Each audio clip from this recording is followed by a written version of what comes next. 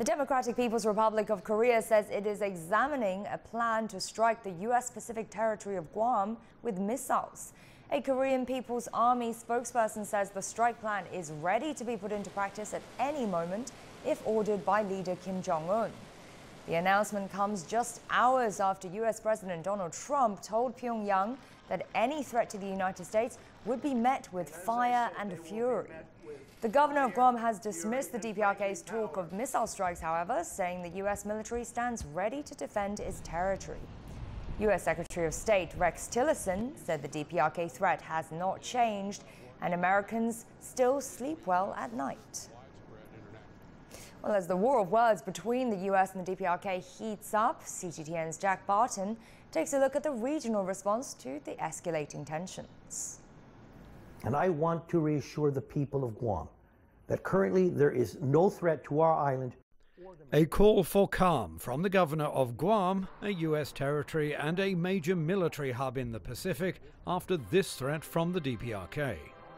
The Korean People's Army Strategic Force is now carefully examining operative plans to envelope the area around Guam with fire. South Korean President Moon Jae-in responded by calling for an immediate, urgent upgrade of his country's defense capabilities. Though the Unification Ministry also made it clear Seoul would still seek to ease tensions through dialogue. These kinds of comments by North Korea do not help in the relationship of South and North Korea. Our government will continue to put consistent efforts into peace and security of the Korean Peninsula and reconciliation and cooperation between the two Koreas. Seoul's call for unconditional dialogue with Pyongyang has so far fallen on deaf ears. But South Korea has also rejected the idea of a preemptive military strike, which would no doubt lead to heavy casualties here on the peninsula and beyond. The United States now views a preemptive strike as a serious option. So too Japan.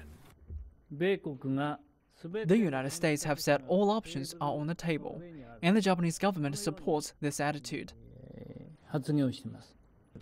In South Korea, there has also been dismay at U.S. President Donald Trump's latest threats of fire and fury. And frankly, power, the likes of which this world has never seen before. President Moon recently spent almost an hour on the phone with Trump seeking assurances of a peaceful resolution to the crisis and a refrain from exactly the sort of emotional, some say unprecedented rhetoric currently being used by President Trump. Jack Barton, CGTN, Seoul.